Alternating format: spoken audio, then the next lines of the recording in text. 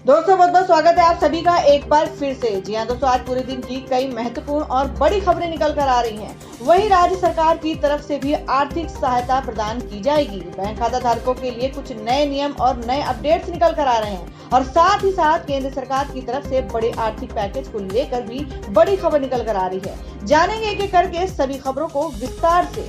तो बिना समय गंवाए चलते हैं पहली बड़ी खबर की ओर।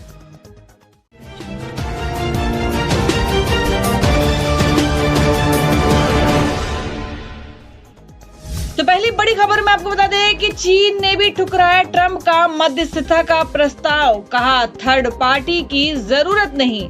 जी आपको बता दें कि भारत के बाद अब चीन ने भी अमेरिकी राष्ट्रपति डोनाल्ड ट्रंप की तरफ से दिया गया मध्यस्थता के प्रस्ताव ठुकरा दिया है। न्यूज एजेंसी रॉयटर्स की तरफ से कहा गया है कि थर्ड पार्टी को भारत और चीन के बीच मध्यस्थता करने की कोई जरूरत नहीं है।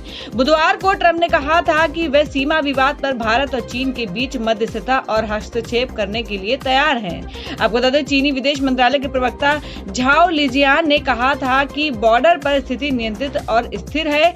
लिजियान ने कहा है कि भारत और चीन की सीमा पर हालात साधारण तौर पर स्थिर और नियंत्रण में हैं। उन्होंने कहा कि दोनों देशों का सीमा तंत्र दुरुस्त है। लिजियान ने दोनों देशों के बीच बातचीत के बारे में कहा है कि सही माध्यम से बातचीत जारी है। बुधवार को भारत में चीन के राजदूत सुन वाइडोंग ने कहा था कि भारत और चीन एक दूसरे के लिए अवसर की तरह हैं और खतरा नहीं है। वाइडोंग ने कहा था कि ड्रैगन और हाथी दोनों एक साथ डांस कर सकते हैं।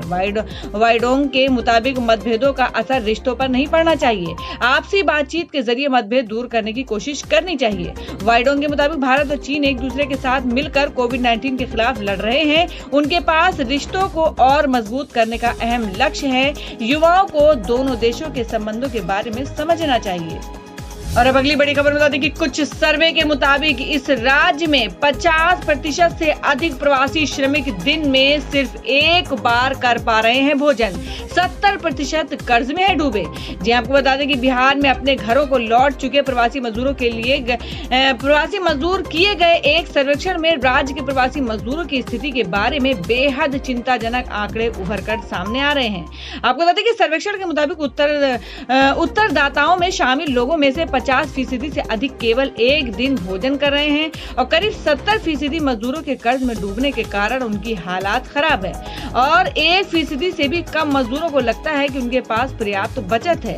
सर्वे में सबसे महत्वपूर्ण बात जो निकलकर सामने आई है वो ये है कि लॉकडाउन के दौरान जब वो शहरों में फंसे हुए थे तो किसी भी मजदूर ने किसी भी प्रकार की नगद सहायता प्राप्त करने की सूचना नहीं दी। ये सर्वेक्षण देश के विभिन्न शहरों में बिहार के 15 जिलों में लौटे कुल 177 बिहारी प्रवासियों के जवाबों पर आधारित है। और अब अगली खबर बता दें कि सोनू सूद की प्रवासी मजदूरों को उनके गांव तक बसों से भेजने से बड़े बड़े प्रभावित। अब बिग बी भी मजदूरों को भेज रहे हैं घर। जी आपको बता दें कि कोरोना वायरस कोविड-19 लॉकडाउन के कारण सबसे ज्यादा प्रभावित प्रवासी मजदूर हुए हैं। शहरों में आर्थिक गतिविधियां थम जाने से इनकी कमाई भी बंद हो गई है। ऐसे जरूरतमंद लोगों की मदद के लिए कई लोग सामने आए हैं। बॉलीवुड अभिनेता सोनू सूद लगातार प्रवासियों की मदद के लिए काम कर रहे हैं। उनके अलावा अब बॉलीवुड मेगा स्टार अमिताभ बच्चन भी इस सराहनीय पहल में अपना योगदान दे रहे हैं। आपको बता दें अमिताभ बच्चन ने उत्तर प्रदेश के लिए 10 बसें रवाना की हैं। वे भी अब मजदूरों को घर पहुंचने में उनकी मदद कर रहे हैं। आपको बता दें कि रोजाना खाने में 4500 पैकेट बांट रहे हैं बिग बी। इसके अलावा big B Haji Ali trust और पीर मखदूम ट्रस्ट के साथ मिलकर रोजाना 4500 पैकेट पके हुए खाने के बांट रहे हैं। वे ऐसा 28 मार्च से ही कर रहे हैं। आपको बता दें कि अमिताभ बच्चन कॉर्पोरेट लिमिटेड के managing director Rajesh Yadav big B की ओर से इस कार्य को देख रहे हैं। पुणे मिरर ने एक सूत्र के हवाले में लिखा कि हाजी अली और पीर मखदूम ट्रस्ट के साथ मिलकर अमिताभ बच्चन 28 मार्च से रोजाना 4500 पके हुए खाने के पैकेट बांट रहे हैं। वह ये खाना मुंबई के अलग अलग स्थानों पर पहुंचवा रहे हैं, जिनमें अरब गली, एटॉप हिल, वर्ली लोटस, माहिम दरगाह, हाजी अली दरगाह, धारावी और साइन शामिल हैं। और अब अगली खबर बता दें कि मायावती ने योगी मोदी पर साधा निशाना, लिखा जनता अपनी दुर्दशा नहीं भुला पाएगी। जी आपको बता दें कि बहुजन समाजवादी पार्टी की अध्यक्ष मायावती ने शुक्रवार को केंद्र की नरेंद्र मोदी और यूपी की योगी आदित्यनाथ सरकार पर निशाना साधा है। आपको बता दें मायावती ने लगातार 3 ट्वीट करते हुए लिखा कि इन बेसहारा लाखों प्रवासी श्रमिकों की रोजी रोटी की मूलभूत समस्या का समाधान करना केंद्र व राज्य सरकारों का अब पहला कर्तव्य बनता है। इन्हें इनके घर के आसपास स्थायी रोजगार उपलब्ध कराना ही सरकार की नियत, नीति व निष्ठा की असली परीक्षा है। कोर्ट का कहना है कि कामगारों को घर भेजने की पूरी जिम्मेदारी सरकार की है। बसपा की राष्ट्रीय अध्यक्ष मायावती शुक्रवार को ट्वीट करते हुए लिखा कि देश में पिछले 66 दिन से लॉकडाउन के कारण हर प्रकार की उपेक्षा, तिरस्कार से पीड़ित जैसे तैसे घर लौटने वाले लाखों प्रवासी श्रमिकों के लिए अनंता मानवीय कोर्ट का कहना पड़ा कि रेल बस से उन्हें फ्री घर भेजने की पूरी जिम्मेदारी सरकार की है। आपको बता दें कि मायावती ने दूसरा ट्वीट करके कहा कि खासकर यूपी व बिहार में घर वापसी कर रहे इन बेसहारा लाखों प्रवासी श्रमिकों की रोजी रोटी की मूलभूत समस्या का समाधान करना और केंद्र व राज्य सरकारों का अब पहला कर्तव्य बनता है। इन्हें इनके घर के आसपास स्थायी रोजगार उपलब्ध कराना ही सरकार की नियत, नीति व निष्ठा की असली परीक्षा है। तो दोस्तों खबरों में आगे बढ़ने से पहले जान लेते हैं आज के माइंड क्विज के सवाल को। आज का सवाल है, आपको बताना है कि केरल के मुख्यमंत्री का क्या नाम है। इसका जवाब आपको वीडियो के नीचे कमेंट बॉक्स में देना है और सही जवाब देने वाले को रैंडमली सिलेक्ट किया जाएगा और वो जीत सकते हैं बम्पर पुरस्कार। बढ़ते अगली खबर की ओर। और अब अगली खबर बता दें कि अब स्पेशल ट्रेनों के लिए करवा सकेंगे तत्काल टिकट की बुकिंग। रेलवे ने बढ़ाया एडवांस रिजर्वेशन का टाइम। जी आपको बता दें कि भारतीय रेलवे ने लॉकडाउन शुरू होते ही अपनी सभी यात्री ट्रेनों की सर्विसों को रोक दी थी, लेकिन प्रवासी मजदूरों की सुविधा के लिए 1 मई श्रमिक स्पेशल ट्रेनों की शुरुआत की गई। इसके बाद 12 मई से रेलवे ने 15 स्पेशल ट्रेनों को चलाना शुरू किया और अब 1 जून से रेलवे देश भर में 200 ट्रेनों का परिचालन शुरू करने जा रही है। रेलवे ने इन ट्रेनों में एडवांस टिकट बुकिंग की अवधि को बढ़ा दिया है। पहले एडवांस टिकट बुकिंग की टाइम 30 दिनों की रखी गई थी, उसे अब बढ़ाकर 120 दिन कर दिया गया है। वहीं रेलवे ने एक और तोहफा दिया है। आपको बता दें कि भारतीय रेलवे ने यात्रियों को राहत देते हुए स्पेशल ट्रेनों में तत्काल टिकट बुकिंग की इजाजत दे दी है।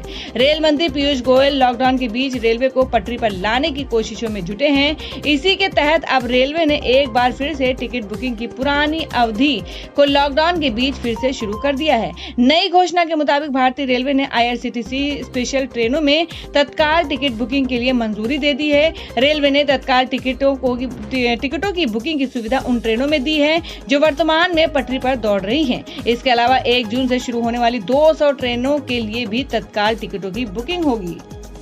और अब अगली खबर में आपको बता दें कि बंगाल में बीजेपी अध्यक्ष बोले कि ट्रेनों में मजदूरों की मौत छोटी घटना, रेलवे नहीं है जिम्मेदार। जी आपको बता दें कि लॉकडाउन के चौथे चरण में भी प्रवासी श्रमिकों के घर जाने का सिलसिला जारी है। कुछ मजदूर श्रमिक ट्रेनों से तो कुछ पैदल ही घर की ओर रवाना हो गए हैं। एक रिपोर्ट के मुताबिक सोमवार से अब तक श्रमिक ट्रेनों में 9 प्रवासी मजदूरों की जान जा चुकी है और ट्रेनों में प्रवासी मजदूरों की जान जाने को पश्चिम बंगाल बीजेपी अध्यक्ष दिलीप घोष ने छोटी घटना बताया है, जिसके बाद वो विपक्षी पार्टियों के निशाने पर आ गए हैं। आपको बता दें कि बंगाल बीजेपी अध्यक्ष दिलीप घोष ने कहा है कि श्रमिक ट्रेनों से घर लौट रहे प्रवासी मजदूरों की जान जाने से जान गई है, वो एक छोटी घटना है। इसके लिए आप रेलवे को दोषी नहीं ठहरा सकते हैं। उन्होंने कहा कि हमारे पास कई उदाहरण हैं कि रेलवे ने यात्रियों को घर पहुंचाने में सर्वश्रेष्ठ प्रदर्शन किया है। कुछ घटनाएं हुई हैं, इसका मतलब ये नहीं कि आप रेलवे को बंद कर देंगे। उनके इस बयान के बाद बंगाल की सियासत गर्मा गई है। मामले में वरिष्ठ टीएमसी नेता और सांसद सौगत राय ने बीजेपी पर निशाना साधा है। उन्होंने कहा कि इतने सारे लोग जान गंवा चुके हैं और बीजेपी नेता इस तरह व्यवहार कर रहे हैं मानो कुछ हुआ ही नहीं हो। उन्होंने कहा कि दिलीप घोष को मामले में समझदारी से बात करनी चाहिए। वहीं सीपीएम नेता मोहम्मद सलीम ने मोदी सरकार पर निशाना साधते हुए कहा कि प्रवासी श्रमिकों के मुद्दे ने साबित कर दिया कि सरकार लोगों की जिंदगी बचाने में असमर्थ है। तो दोस्तों खबरों में आगे बढ़ने से पहले एक बार फिर से आपको याद दिला दें कि अगर आपने अभी तक हमारी वीडियो को लाइक नहीं किया तो जल्दी से वीडियो को लाइक कर दें, क्योंकि आपका एक लाइक हमारे लिए बहुत ही महत्वपूर्ण होता है। और अगर आप हमारे चैनल पर नए हैं तो चैनल को जरूर सब्सक्राइब कर दें और बेल के बटन को भी जरूर हिट कर दें और हमारी पूरी न्यूज को जानने के लिए वीडियो को लास्ट तक जरूर देखें। बढ़ते अगली खबर की ओर। और अब अगली खबर बता दें कि देश में तेजी से बढ़ रहा है टिड्डियों का प्रकोप। दिल्ली, तेलंगाना सहित इन राज्यों में भी है अलर्ट जारी। जी आपको बता दें कि कोरोना वायरस महामारी के बीच देश के टिड्डियों का आतंक भी बढ़ता जा रहा है। उत्तर भारत में टिड्डियों ने काफी नुकसान पहुंचा है। इस टिड्डी दल ने पाकिस्तान के रास्ते राजस्थान में प्रवेश कर देश के कई हिस्सों पर धावा बोला है। टिड्डियों ने पंजाब, राजस्थान, गुजरात, महाराष्ट्र और मध्य प्रदेश में फसलों को क्षति पहुंचाई है। इनका प्रकोप बढ़ता ही जा रहा है। इस टिड्डी हमलों को 27 साल में सबसे खतरनाक माना जा रहा है। बीते साल पाकिस्तान के रास्ते राजस्थान में आने वाले इस टिड्डी दल ने उत्तर और मध्य भारत में स्थित कई राज्यों के किसानों को प्रभावित किया है। इसी बात को ध्यान में रखते हुए दिल्ली, हरियाणा, हिमाचल प्रदेश, तेलंगाना और कर्नाटक में अधिकारियों ने गुरुवार को अलर्ट जारी कर दिया है। टिड्डियों के इन राज्यों में प्रवेश करने की संभावना जताई जा रही है। इस बीच यूनाइटेड नेशनल के खाद्य और कृषि संगठन FAO ने चेतावनी दी है कि आने वाले हफ्तों में ये दल बिहार और ओडिशा तक पहुंच सकता है। बता दें, पूरी दुनिया में टिड्डियों का 10,000 से ज्यादा प्रजातियां पाई जाती हैं, लेकिन भारत में केवल 4 रेगिस्तानी टिड्डा, प्रवाजक टिड्डा, बम्बई टिड्डा और पेड़ वाला टिड्डा मिलता है। इनमें सबसे खतरनाक रेगिस्तानी टिड्डा होता है। और अब जान लेते हैं कि क्या है देश भर में मौसम का हाल। जी आपको बता दें कि बदला मौसम का मिजाज। दिल्ली, NCR में झमाझम बारिश से लोगों को राहत, लेकिन इन राज्यों में आंधी तूफान की है आशंका। जी आपको बता दें कि भीषण गर्मी से जूझ रहे भारत के कई राज्यों को गुरुग्राम शाम बारिश की वजह से राहत मिली है। आपको बता दें कि कल शाम दिल्ली, NCR समेत देश के कई इलाकों में बारिश से तापमान में गिरावट आई है, जिसकी वजह से लोगों ने थोड़ी राहत की सांस ली है। आपको बता दें कि अभी तक के 47 डिग्री पर झुलस रही दिल्ली में कल तापमान 40.3 डिग्री सेल्सियस और न्यूनतम तापमान 29.6 डिग्री सेल्सियस दर्ज हुआ है। भारतीय मौसम विभाग ने आज भी देश के कई इलाकों में आंधी तूफान की आशंका व्यक्त की है। और अब जान लेते हैं क्या है देश में सोने और चांदी का भाव। आपको बता दें कि रिकॉर्ड उच्चतम स्तर से 1500 रुपए नीचे लुढ़का सोना। जानिए 10 ग्राम सोने का आज का भाव। आपको बता दें कि सोने की कीमत में हफ्ते के आखिरी कारोबारी दिन फिर से गिरावट दर्ज की गई। शुक्रवार को सोना एक बार फिर से लुढ़क गया, जबकि चांदी की कीमत में तेजी देखने को मिली।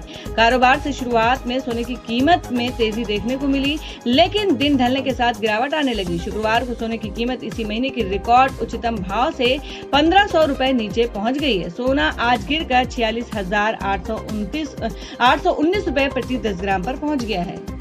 तो दोस्तों, ये थी अब तक की सभी बड़ी खबरों की अपडेट्स। टुडे ब्रेकिंग न्यूज और लेटेस्ट खबरों को देखने के लिए हमारे चैनल ऑसम ज्ञान हिंदी न्यूज चैनल से जुड़े रहिए और हमारे वीडियो को लाइक शेयर जरूर कर दें अपने दोस्तों और रिलेटिव्स के साथ।